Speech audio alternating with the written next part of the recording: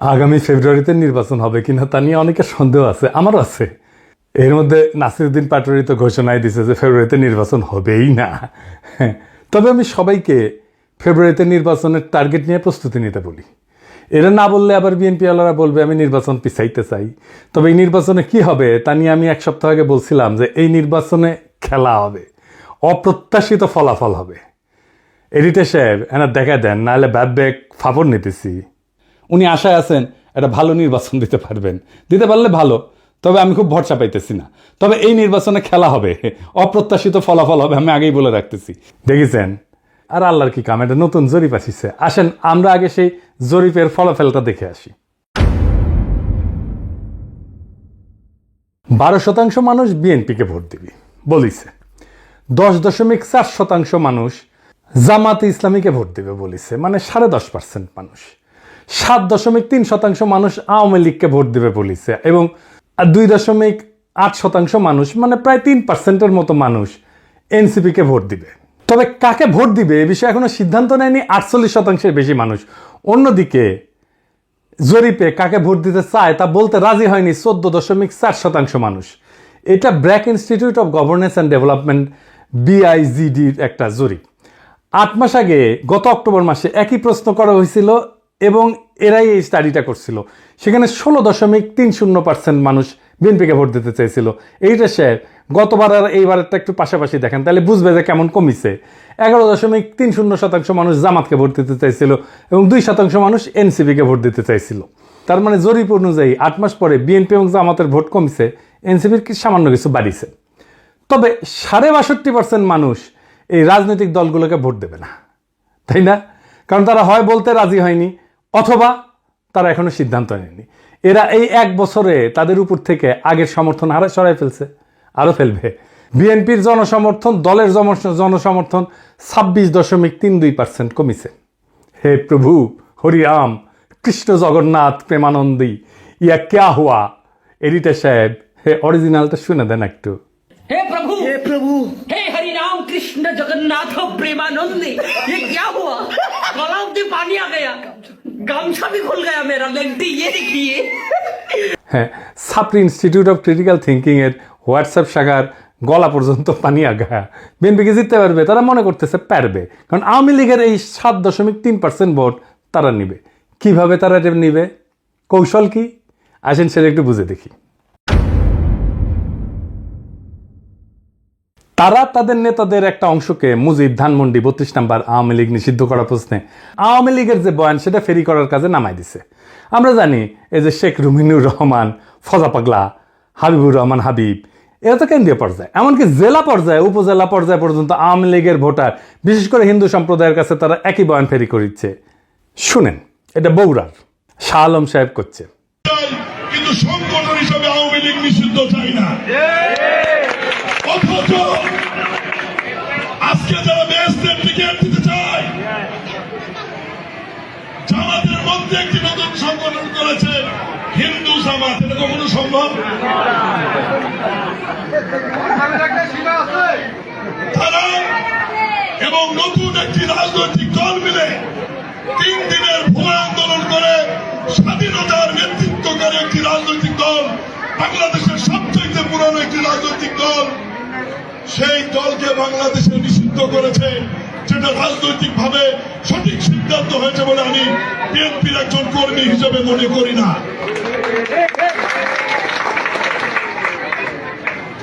এই বাংলাদেশের ইতিহাস দেখতে গেলে মহান স্বাধীনতার ঘোষক শহীদ রাষ্ট্রপতি জিয়াউর রহমানের নাম লিখতে হবে। এই বাংলাদেশের স্বাধীনতার ইতিহাস রচনা করতে গেলে মুক্তিযুদ্ধের নেতৃত্বকারী দল আওয়ামী লীগের তৎকালীন সভাপতি শেখ মুজিবুর রহমানকে অস্বীকার করা যাবে না। এই 2 নেতাকে অস্বীকার করে নতুন বাংলাদেশ বিনির্মাণের কথা বলে, তো তাতে হয়তো এই 7%-এর 4-5% ভোট পাইতেও পারে, কিন্তু এটা পাইতে গিয়া আরো 8-10% নিজস্ব ভোট সে হারাবে। তাহলে আসলে রাষ্ট্র ক্ষমতায় কে যাবে? আপনারা বুঝতে পারতেছেন যে যারা এখনো সিদ্ধান্ত নেয়নি কাকে ভোট দেবে এবং যারা বলতে চায়নি, তারাই আসলে ঠিক করবে কারা রাষ্ট্র ক্ষমতায় যাবে। তো যাই হোক, এইটা আলোচনাটা বিস্তারিত আসার আগে বিএনপি দলটা কিভাবে ফাংশন করে সেটা একটু বুঝাই। তাইলে এই যে কেন এই রুমিনুর রহমানরা এই কাজ করে এটা বুঝতে পারবেন, এবং কিভাবে তারেক রহমানের নিরঙ্কুশ নিয়ন্ত্রণ নিশ্চিত হয় দলের মধ্যে এটা বুঝতে পারবেন। আর এই পদ্ধতিটা বিএনপির সবচেয়ে বড় দুর্বলতা। আমি এটা বিএনপির সাথে কাজ করতে করতে গিয়ে আবিষ্কার করেছি। আসেন দেখি এটা কেমন। বিএনপিতে দুইটা কাজ করে। এক, সোশ্যাল কনফ্লিক্ট, যেটা সমাজে যে দ্বন্দ্বটা আছে সেটাকে ইন্টারনালাইজ করে ফেলে, মানে সেটা নিজের ভিতরে ঢুকে ফেলে, দলের ভিতরে ঢুকে ফেলে। মানে ধরেন সমাজে আওয়ামী লীগের রাজনীতি চলবে কিনা, এটা নিয়ে একটা দ্বন্দ্ব আছে, তো সেটাকে সে দলের মধ্যে নিয়ে ফেলে। আওয়ামী লীগের রাজনীতি করা উচিত এমন একটা দল তৈরি করে নিজের দলের মধ্যে এই মত প্রচার করবে, আর তার বিপরীতে আরেকটা দল তৈরি করে যারা ভিন্ন মত প্রচার করবে।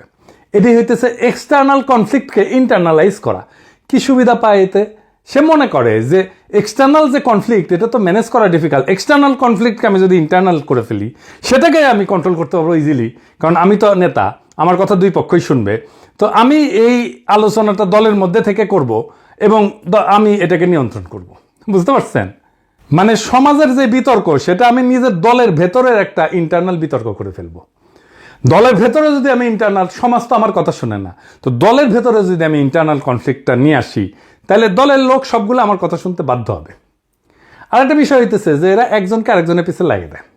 এই যে কনফ্লিক্টটা দলের ভেতরে নাই সেটা তৈরি করে। আমাকে এই যে ওয়াহিদুজ্জামান অ্যাপোলো একদিন বলে ফোন মেরা যে বিএনপির অনেক লোক বলে যে আপনি রয়ের এজেন্ট। হ্যাঁ, তার মানে কি বুঝেছেন? তো তার মানে এটাই যে শুনে হয় আমি বিব্রত হব বা সংকুচিত হব বা ভয় পাবো, এবং আমি একটা আশ্রয় খুঁজবো, আমাকে এমন একটা মহাশক্তির কাছে পাঠাবে যে আমাকে আশ্রয় দেবে, অথবা সেই আশ্রয় দেবে। তার মানে বুঝেছেন তো? বা সেই বলবে আরে ব্যাপার না, আমি দেখতেছি, আমার উপরে ছেড়ে দেন। হ্যাঁ, তো সে তার দলের লোকদের উপর আনুগত্যটা কেনে, তারা এটা চাপে ফেলা, ভয় দেখায়, আনুগত্য আদায় করে। এটা বিএনপির কৌশল। যাই হোক, এই যে এক্সটার্নাল কনফ্লিক্টটাকে ইন্টারনালাইজ করে ফেলা, এটা তার নির্বাচনে আওয়ামী লীগের ভোট টানার একটা কৌশল। তো যাই হোক, এখন এই যে নির্বাচনী জরিপ, এটার প্র্যাকটিক্যাল ফলাফলটা কি? প্রথম ফল হইতেছে বিএনপি আগামী সরকার গঠন করতে পারছে কিনা এটা বিরাট সন্দেহের মধ্যে পড়ে গেল। ধরেন এনসিপি আর জামাত ঐক্য হইল, ওইদিকে বিএনপি নিজের ভোটের সাথে আওয়ামী লীগের ভোট আর জাপার ভোট মিলে একটা হাড্ডাহাড্ডি লড়াই হইল, তাও কি বিএনপি বা এনসিপি জামাত ক্ষমতা আসতে পারতেছে? না, পারতেছে না। কারণ 62.5% মানুষ জামাত, বিএনপি, এনসিপি কাউরে, এই 62.5%-এর ভয়েস হয়ে উঠতে পারবে যারা, তারাই আগামী সরকার তৈরি করবে। তাইলে কিভাবে এটা গড়ে উঠবে? বাংলাদেশ একটা রাজনৈতিক ফ্রন্ট গড়ে উঠবে। প্রকৃতি শূন্যতা পছন্দ করে না। এই 62% মানুষের একটা ফ্রন্ট গড়ে উঠবে। এই মানুষকে ভয়েস দিতে হবে। এই ফ্রন্ট দেশের নির্বাচনে জিতে আসবে। কিভাবে? ধরেন কয়েকটা ব্রড ইস্যুতে যদি একটা ঐক্য হয়। 1 নাম্বার, বাংলাদেশে ভারতীয় আধিপত্যবাদের অবসান হবে। 2 নাম্বার, স্বাধীনতা, সার্বভৌমত্ব, জাতীয় মর্যাদা এবং আঞ্চলিক অখণ্ডতা অক্ষুণ্ণ রাখতে হবে। 3 নাম্বার, আওয়ামী ফ্যাসিবাদের চিরস্থায়ী অবসান ঘটাইতে হবে। 4 নাম্বার, একটা ইনসাফ ও সাম্যের বাংলাদেশ বানাইতে হবে। তো এই ইস্যু নিয়ে যদি ফ্রন্ট হয় তাহলে এই 62% সেই ফ্রন্টের সাপোর্টার হয়ে যাবে। এন্ড কইতে পারেন এমন কোন ফিগার আছে যে এই ফ্রন্টের নেতৃত্ব দিতে পারবে? আছে, অনেকেই আছে। আমি আজ একজনের নাম বলবো, মাহমুদুর রহমান। উনি এই ফ্রন্টের নেতৃত্ব যদি দেন সবাই ওনার পাশে এসে দাঁড়াবে। ইলিয়াস, কনক, পিনাকির কথা বাদই দেন, এরা মাহমুদ ভাই আওয়াজ দিলে ঝাঁপে পড়বি। এর বাইরে হেফাজত, ইনকিলাব মঞ্চ, আপ বাংলাদেশ, এবি পার্টি, ইসলামী শাসনতন্ত্র আন্দোলন, এরা সবাই এসে দাঁড়াবে। এটাই হয়ে উঠবে রাজনীতির মেইন স্ট্রিম। এনসিপি আর জামাতের কোনো অপশন থাকবে না এই ফ্রন্টে জয়েন না কইরা। বিএনপিও আসতে পারে এই ফ্রন্টে, স্বাগত জানাই আমরা। এই ইস্যুতে ঐক্য হইলে ওয়াই নট, কিন্তু সিট যা দেব মাইনা নিতে হবে। এই ফ্রন্ট মানে বিএনপির বিরুদ্ধে যাওয়া না, কিন্তু বিএনপির বিরোধিতা করাও না, বরং অ্যান্টি ফ্যাসিস্ট, অ্যান্টি ইন্ডিয়া সমস্ত শক্তিকে একটা কমন গ্রাউন্ডে নিয়ে আসা। আমি তো চাই বিএনপির আলতাফ হোসেন চৌধুরী ভাই উনি জিতে আসেন, ইয়াংদের মধ্যে শহীদুদ্দিন চৌধুরী এনে জিতে আসুক, আমি এটা চাই। কিন্তু রুমিন ফারহানা হারুক, হাবিবুর রহমান হাবিব হারুক, ফজা পাগলা হারুক। আমি যদি ইলেকশনের আগে দেশে যেতে পারি, আমি আলতাফ ভাইয়ের এলাকায় গিয়ে ক্যাম্পেইন করে দিয়ে আসবো, যেন উনি যেতে ধানের শীষের ক্যাম্পেইন করে দিয়ে আসবো। আমার ক্যাম্পেইনের দরকার নাই ওনার জেতার জন্য, উনি এমনি জিতবেন, কিন্তু আমি যাব আমার নিজের মনের শান্তির জন্য যাব, যে আমি আলতাফ ভাইয়ের ইলেকশনে কিছু কাজ করেছিলাম। তো এই যে ফ্রন্ট, এই ফ্রন্টের সুবিধা কি হবে? এই ফ্রন্টে রাজনৈতিক দলের মাতবরি থাকবে না। রাজনৈতিক দলগুলোকে কিন্তু দেশের মানুষ পছন্দ করে না, বিশ্বাসও করে না। সেজন্য রাজনৈতিক দল অ্যান্টি হাসিনা লড়াইয়ের নেতৃত্ব দিতে পারেনি। এটা মাইনে নিতে হবে সবাইকে। এই ফ্রন্ট 2024-এর বিপ্লব যারা করছে সেই রকম একটা জনগণের ফ্রন্ট হইয়া উঠবে। রাজনৈতিক দল যা খুশি তাই করতে পারবে না। এনসিপির বালখিল্যতা, জামাতের রাজনৈতিক ভুল, অন্য ছোট দলের ন্যাশনাল ইম্প্যাক্ট তৈরি করার অক্ষমতা সব দূর হয়ে যাবে। এক নতুন আশায় দেশবাসী বুক বাঁধবে, সারা দেশে এক নতুন আশার সঞ্চার হবে। আমরা কলা গাছ যদি দাঁড় করাই দিই, বেশিরভাগ আসনে তারা জিতে আসবে। আমরা বিএনপির ট্রু ন্যাশনালিস্ট নেতাদের আসনে কোনো প্রার্থী দেব না। আমাদের মার্কা হবে বাম্বুর দাবরা নিতে দেশকে আবার সঠিক রাস্তায় নিয়ে আসবো। এই 62% থেকে বাংলাদেশের আগামীর রাজনীতি উত্থিত হবে। এখন প্রশ্ন হচ্ছে, মাহমুদ ভাই কি রাজনীতিতে এভাবে আসতে রাজি হবেন? না, হবেন না। ওনারা যারা চেনেন তারা জানেন উনি হবেন না। এই ভিডিও দেখার পরে উনি আমার ফোন দিয়ে ঝাড়ি দিবেন, বলবেন এসব কি পাগলামি শুরু করিস, আমি আমার দেশ নিয়ে আসছি, আমার বয়স হয়েছে। তো যাই হোক, উনি যাই বলুক। সক্রেটিস বলছিলেন সেই নেতাই শ্রেষ্ঠ নেতা যে অনিচ্ছুক নেতা। মাহমুদ ভাই অনিচ্ছুক নেতা, তাই উনার বাংলাদেশের সেরা নেতা হওয়া সম্ভব। এইটারে বলে সিনাটাস আর্কিটাইপ। কঠিন লাগিচ্ছে হ্যাঁ কথাটা শুনে, টাইমটা শুনে, কিন্তু এটা খুব মজার ইতিহাস আছে, আসেন শুনি। উনার নাম ছিল লুসিয়াস কুইন্টিয়াস সিনসিনাটাস। 458 খ্রিস্টপূর্বাব্দে একজন রোমান সম্রাট ছিলেন তিনি। এই গল্পটা শুরু হয় একটা গভীর সংকট দিয়ে। রোমান সেনাবাহিনী কনসাল মিনুসিয়াসের অধীনে প্রতিবেশী উপজাতি ইকুইদের দ্বারা অবরুদ্ধ হয়ে পড়ে এবং ধ্বংসের মুখোমুখি হয়। রোম শহর আতঙ্কিত হইয়া যায়। এই চরম মুহূর্তে সিনেট মরিয়া হইয়া, উনি প্রাক্তন সেনাপতি ছিলেন সিনসিনাটাস, ওনাকে সম্রাট হিসাবে নিয়োগের পক্ষে ভোট দেয়। উনি তখন অবসর জীবনযাপন করেছিলেন এবং কৃষিকাজ করেছিলেন। সিনেটের একটা প্রতিনিধি দল তার ছোট খামারে পৌঁছায়, সেখানে তাকে তার জমিতে লাঙল চাষ করতেছে দেখে। দেশের ডাকে সাড়া দিয়ে সিনসিনাটাস একটা নতুন সেনাবাহিনী গঠন করে এবং অসাধারণ সামরিক অভিযানে একদিনের মধ্যে ইকুইদেরকে পরাজিত কইরা অবরুদ্ধ রোমান বাহিনীকে উদ্ধার করে রোম শহরকে রক্ষা করে। 6 মাসের জন্য ওনাকে সম্রাট বানানো হয়েছিল, কিন্তু 15 দিন বা 16 দিন পরে উনি ক্ষমতা চাইরা আবার চলে যান, ওনার ক্ষেতের মাঠে চলে যান কৃষিকাজ করতে। জর্জ ওয়াশিংটনের হিস্ট্রিও কিন্তু এইরকম। উনিও কৃষিকাজ করতে চলে গেছিলেন, ওনাকে ধৈর্য এনে প্রেসিডেন্ট বানানো হয়েছে।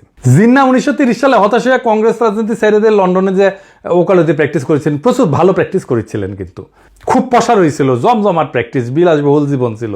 ওনারা ধৈর্য এনে মুসলিম লীগের নেতা বানানো হয়েছে, আর ভারতবর্ষের ইতিহাস বদলাই গেছে। আজ আমাদের হাসান সৈয়দ সোহরাওয়ার্দী, তারও কিন্তু এরকম কাহিনী আছে। ওনার বোন বেগম শায়েস্তা ইকরামুল্লাহ সোহরাওয়ার্দীর লেখা জীবনীতে আছে। 1933 সালে সোহরাওয়ার্দী সিদ্ধান্ত নিল আর রাজনীতি করবেন না। ট্রেনে করে ভাইয়ের সাথে বোম্বে থেকে কলকাতা ফিরতেছিলেন। প্রোগ্রাম ছিল স্টেশনে নেমে বাসায় ফিরে রেস্ট নেবেন এবং ঘর সংসার করবেন। তো ওনার বড় ভাই ওনাকে ট্রেনে প্রতিজ্ঞা করেছে আর কখনো রাজনীতি করবা না। উনিও বলছেন আর করবো না ভাই। তো যাই হোক, হাওড়া স্টেশনে নামার সাথে হাজার হাজার মানুষ ওনাকে ঘিরে ধরে আল্লাহু আকবর, সোহরাওয়ার্দী জিন্দাবাদ স্লোগান দেওয়া শুরু করে। ওনার মাথায় নিয়ে মিছিল করা শুরু করে। কাম শেষ, উনি রাজনীতিতে স্থায়ী হয়ে যান। ইতিহাস বদলে যায়। আমার উপরে ছাইরা দেন, দেশের মানুষ যদি তৈরি থাকে তাহলে মাহমুদ ভাই আসবেন এই দায়িত্ব পালন করতে। আর কারা থাকবেন না আমার কইলাম না, কইলে এখনই লাভ দিয়ে উঠবেন। আমি বলছিলাম অপ্রত্যাশিত ঘটনা ঘটবে, সেই ঘটনার জন্য তৈরি হন, আমরা ইতিহাস সৃষ্টি করব অচিরেই। বাংলাদেশের রাজনীতি এখন এক সন্ধিক্ষণে দাঁড়ায় আছে। 62% মানুষের নীরবতা, এটাই আসল শক্তি, এটাই আগামী সিদ্ধান্ত গ্রহণকারী হাত। তারা কারো অন্ধ অনুসারী না, বরং তারা খুঁজতেছে এমন একটা প্ল্যাটফর্ম যেখানে থাকবে আত্মমর্যাদা, সার্বভৌমত্ব, ইনসাফ আর সাম্যের নিশ্চয়তা। ইতিহাসে আমরা বারবার দেখছি, যখন জাতি প্রস্তুত তখন নেতার আগমন অনিবার্য হয়ে যায়। সিনসিনাটাসের মতো, জর্জ ওয়াশিংটনের মতো, জিন্নার মতো, সোহরাওয়ার্দীর মতো। সেই নেতা হয়তো এখনো মাঠে নাই, কিন্তু মুহূর্তে আসলেই ইতিহাসের পাতা থেকে উঠে আসবেন তিনি। আমাদের করণীয় একটাই, নিজেদের প্রস্তুত করা, মানুষের মনে আশার শিখা জ্বালায় রাখা এবং সেই 62% মানুষকে এক কণ্ঠে, এক পতাকার নিচে, এক স্বপ্নে ঐক্যবদ্ধ করা। এটাই হবে বাংলাদেশের নতুন ভোর, নতুন সূর্যোদয়। এটাই হবে সেই মুহূর্ত যখন আমরা ইতিহাসের বইয়ে নিজেদের নাম লিখব, শুধু দর্শক হিসাবে না, বরং সক্রিয় অংশগ্রহণকারী হিসাবে, রাজনৈতিক এজেন্সি হিসাবে, রাজনৈতিক শক্তি হিসাবে তৈরি হন। সময় আসছে আবারও 2024-এর মতো, ইতিহাস ডাক দিচ্ছে নতুন ইতিহাস লেখার। সেই ইতিহাস আমরা লিখব একসাথে। ইনকিলাব জিন্দাবাদ।